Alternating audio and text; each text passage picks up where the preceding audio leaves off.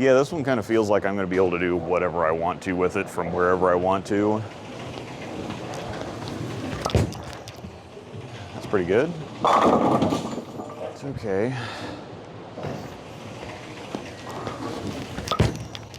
It's pretty good too. The HAMMERHEAD is releasing on March 20th and is a solid new addition to the Hammer lineup, so we're here to take a look and maybe more specifically see where it falls amongst balls like the GB5, Stealth Mode, and a Hazmat Solid. If you're new here, I'm a longtime Pro Shop guy, and I've now uploaded over 2,000 videos with the goal of helping you know what you're buying so that you can waste less money and enjoy bowling more. I've got a full standard review up front and then an in-depth live commentary in the back half of the video. We are at Royal Crest Lanes in Lawrence, Kansas on the Kegel Chromium Challenge pattern. 42 feet long, 25.5 mils. The graph is linked in the description if you want all of the pattern details. It's funny how often they've done this with the ball names recently. Hammer, Hammer Effect, Radical, Radical Conspiracy, so on and so forth. The HAMMERHEAD is another strong symmetric ball a la the GB5, Stealth Mode, etc. This one uses the spheroid core from balls like the Badass and Bad Intentions going all the way back, the Rodmans more recently on the regular webs as well, so lots of history with the core.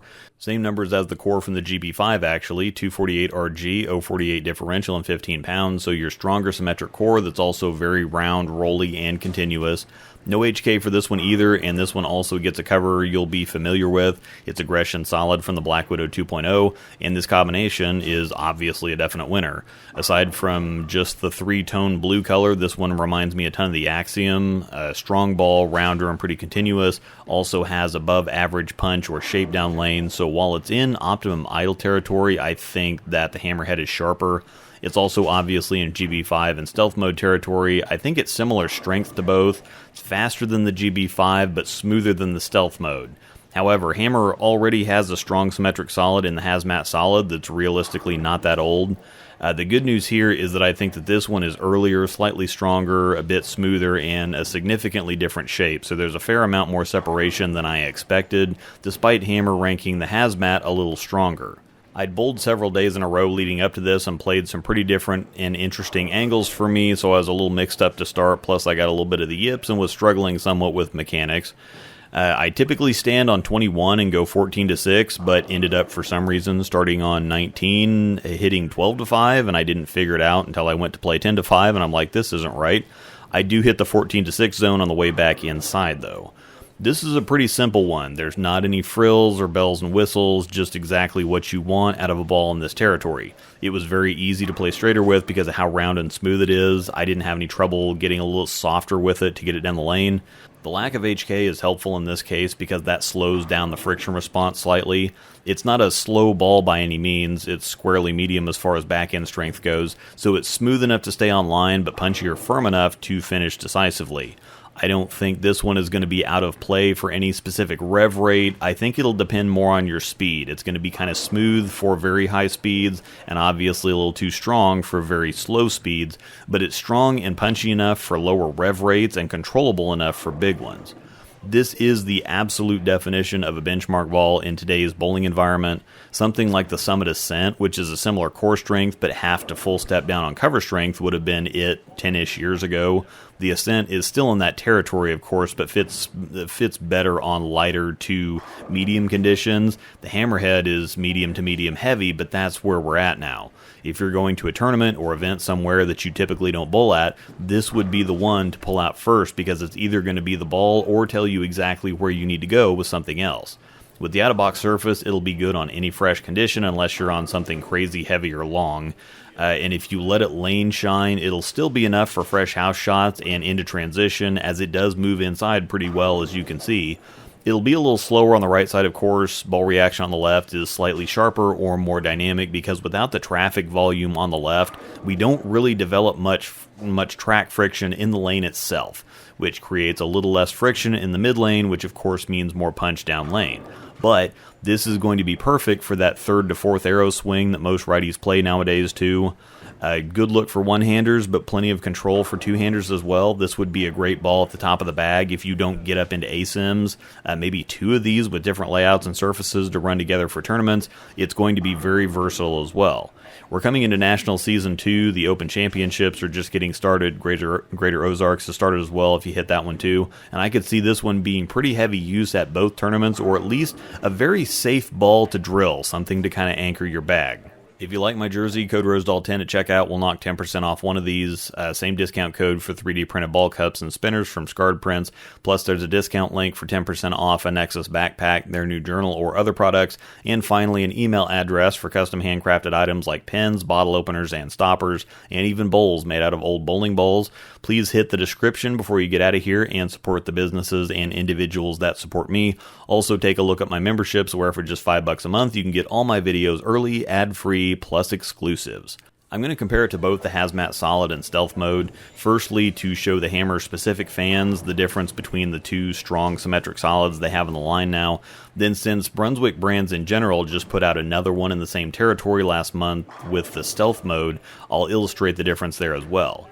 Now, obviously, I wasn't throwing it the greatest when I was filming for the Hazmat, so I apologize for that. A similar issue as I had filming for the Hammerhead, matter of fact, but it's still easy to see what I'm talking about. Definitely the same strength territory. Hammer only has them a half point apart on their rating system, but I feel like the Hammerhead is the stronger ball, smoother and rounder of course. The faster response might put the Hazmat higher for you, but either way they're close. If you're the type to go for strength separation and aren't too concerned about the shape, these two can't coexist. Much too similar on overall strength and traction, and they go in the same place in the bag as far as strength goes. However, I'm a shape guy. I typically carry just a couple different strength zones, but several different shapes within those zones, and these shapes for me are very different. Hazmat Solid is again more the Phase 2 shape, bit cleaner, definitely sharper or more defined at the breakpoint, and more the archy hook set or directional shape, while the Hammerhead is the rounder, more continuous shape like the Axiom again or Optimum Idol. Next, looking at the Stealth Mode, it's much more similar to the Hammerhead as far as reaction shape goes. It's that rounder, more continuous shape, but it's also faster / sharper or more defined on the back end like the Hazmat Solid. Very similar reactions again, and these two are even tougher to fit together, but I'm going to do it anyway. The Stealth Mode, as its lane shine, has gotten to a really nice place because it was just too much overall out of the box because it hooked and boomed. Now with the lane shine, it's cleaner, a little weaker, so the reaction is now going more the same direction, so to speak. Cleaner and sharper, but still the rounder, more controllable, solid, symmetric. The Hammerhead, I think, is going to look better for me with a little surface on it to go more the earlier and smoother direction. So because I feel like, for me, if I let it lane shine or shine up, it's going to be too sharp from straighter, but then a little slow from deeper.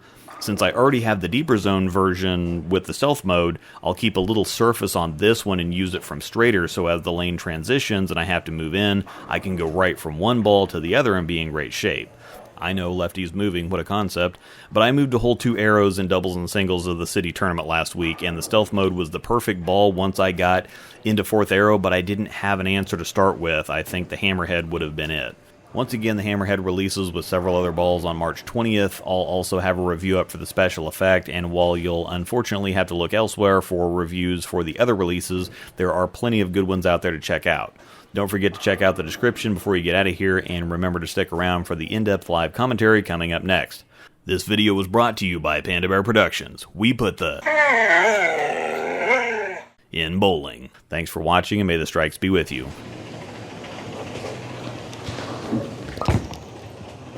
That'll hook. Okay, so it doesn't shape like the Hazmat Solid right away. The Hazmat Solid's very Phase 2-ish. It's more defined. It's kind of the archy, not necessarily hook set, but just more directional. This ball feels a little rounder.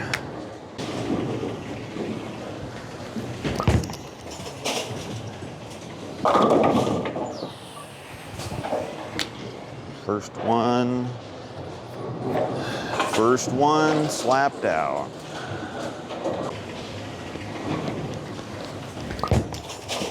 That'll work. That was a bad rack. That was a bad rack. If you look it back and play it back slowly enough, the pocket was a little closed. I didn't notice that until I let go of it. It's important to always look at your pin spots.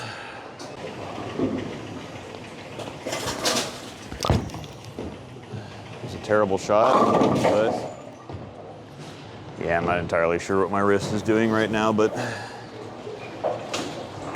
it's something stupid.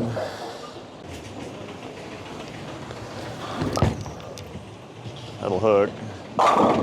Okay, so I'm not really throwing it good, but I don't know why I keep corkscrewing my wrist, but it's looking good, so I'm going to go ahead and straighten up a little bit. Again, it's very distinctly obvious when you have a ball that's not HK22, because the HK stuff is cleaner and sharper. So with something like this, it's not necessarily earlier, it's a little earlier maybe, but definitely rounder, a little slower on the back end, so.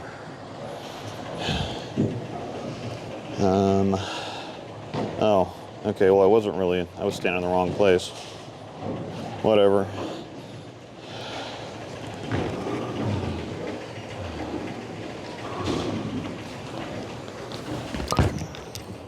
That'll hook. All right, so I'm gonna have to go back and hit that middle zone again because I was standing on 19 instead of 21. Now I'm standing on 16. Doing my little 10 to 5 swing. That's why I was feeling uncomfortable. I'm like, something's not quite right about this. But I bowled, this is the 4th or 5th day in a row that I bowled, and I've had tournaments and league and whatever else, so I'll get recalibrated here for.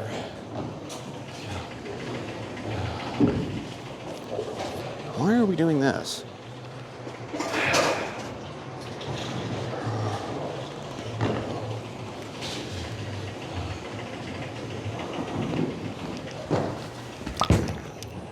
That might hook. Okay, so that was very bad, several different directions, but we'll take it.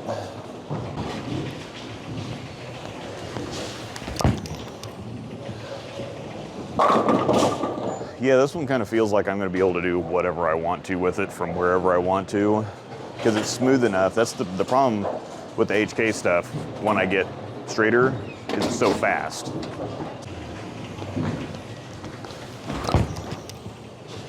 That'll hook. Ooh. It's old guy carry. We don't get those big messengers anymore. We get the sloppy ones like it's a 70s PBA show.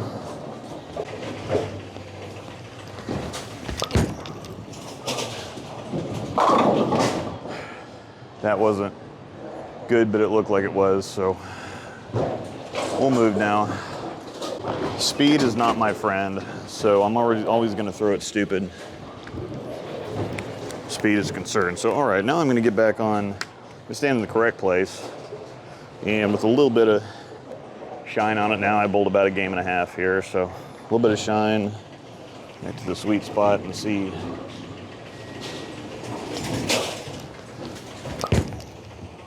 Terrible shot. He still fell down. It's very important at my age.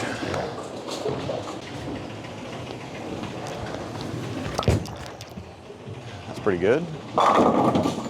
It's okay.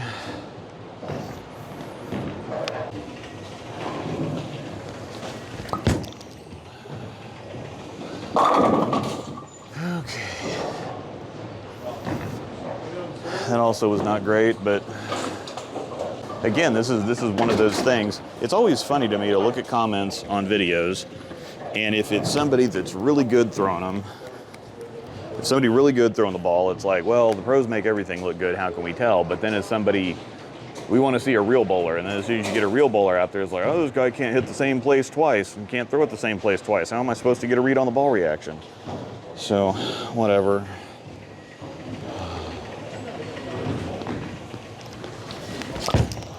That was really good. I don't know where that came from, but that was pretty good there. So Yeah, it's a little bit of lane shine. It's getting a little bit longer, a little bit quicker, reminding me a little bit more of the Axiom here. Of course, it's the very similar blue colors. I don't have, there's definitely hook potential overlap with the Hazmat Solid, but not any shot shape. Zero shot shape overlap. That's really good. Kicking 7s out. So yeah, this one, the Hazmat Solid again, I liked it, but it was a little too defined and a little too directional. This one's more continuous. So the Hazmat Solid, I always felt like I had to, it was quicker than this one too, so this one gives me a little bit more blend at the break point and a little bit more continuation, so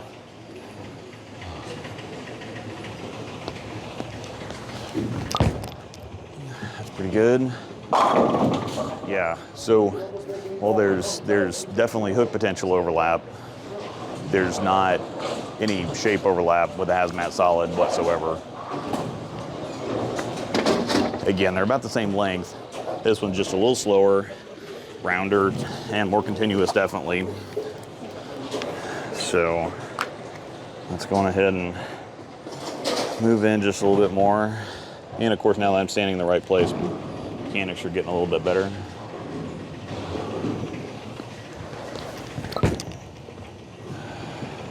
I just need to get my shoulders opened up.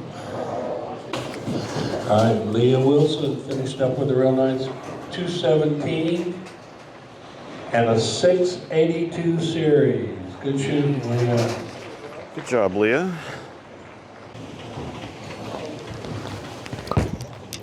That's got a hook. Yeah, that wasn't a great shot, but I'm running out of room a little bit here. A ball that I've liked a lot recently is the Stealth Mode, another stronger, sanded, solid, symmetric ball. The Stealth Mode, so this is going to be in that territory, but this one's just earlier and definitely smoother. The Stealth Mode's one of the fastest, one of the sharpest, solid, symmetric balls I've ever thrown. That's got to work a lot.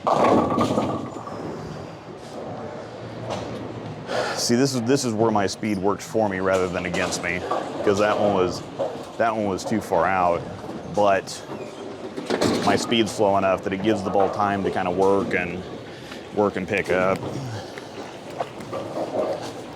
That probably would have been a little long or a little flat for somebody else.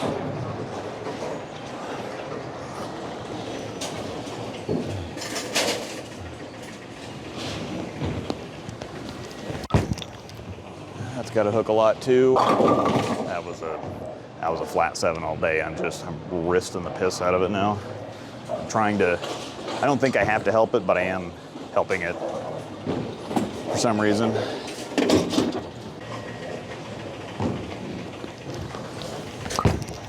There we go. Okay, so see the other ones that was a better shot. It's a better shot because I got it off my hand better. I can make this adjustment now. Still stupid wrist crap, and then I dumped it. So there's your flat 7. And that's some of those things that people go, oh gosh, what's going on? I felt that in my backswing. I tucked my wrist, I did this, and I spun it, and I didn't quite catch it because I spun it. So that was me begging. So all you out there is like, oh God, that looked like that ball puked or whatever else. It's like, no, I made that ball puke. Spinny again, but okay. So this is again. Sometimes it actually helps to throw it bad, because that's been a couple shots in a row where I've done stupid things in my backswing, and I've gotten the result from that. But as soon as I throw a good one, you'll see the difference in the ball reaction and the hit at the pocket. Sometimes it's not, oh, that ball hit flat, so it's a piece of crap. It's you're doing stupid things. Like, I'm definitely too far inside for where this ball wants to be. I'm trying to help it a little bit for some reason. I'm not making quality shots. And so when you get bad ball reaction because of it, it's not the ball's fault. So you have to learn how to identify whether it's your fault or the ball's fault.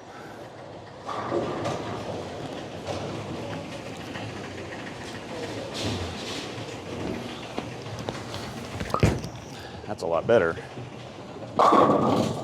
And see, we still have the 7-pin, but it's a wrap 7 instead of a flat 7. So still rolling it a little bit too much.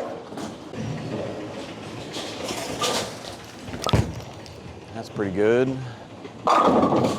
Okay, so just a little bit softer leading up to it, and then popping through it a little bit more. So instead of the ball doing so much so early and then kind of running out of gas down lane, even though I'm still doing something stupid with my wrist, it's actually working here.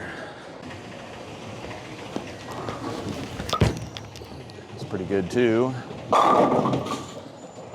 All right, so just a little physical adjustment, even though I'm not in the place where the ball wants to be, and it took me a little bit longer to catch up to it than I was hoping for, but it's the first ball of the day, so I'm still getting warmed up. But you can see that we went from kind of pukey and flat to the ball is actually looking like it could hang out here now.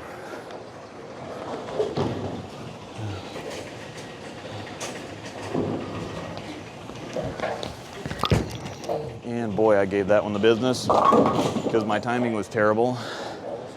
And you need to learn how to watch this stuff too, so that you know how to watch ball videos.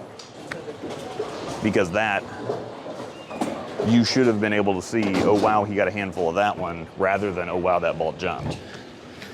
If you can learn to read why the ball is doing what it's doing, you can have your own eyes instead of relying on the bowler to tell you what's going on, because they're not always right.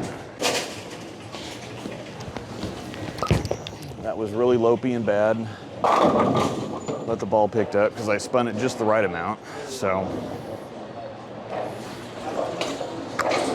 all right, I think I've illustrated my point here, and I'm not throwing it any better. So I'm just going to get a little bit deeper and see.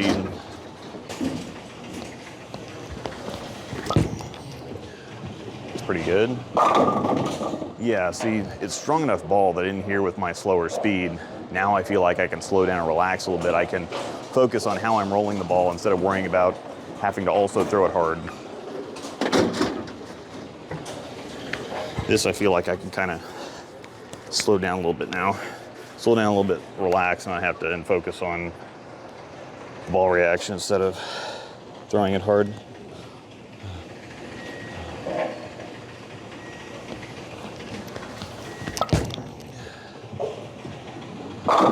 That was not a good shot, but it looked like it was. So that's another thing, is that I broke my wrist too much in the backswing, and then I flapped it, but I just got away with it because I'm so deep.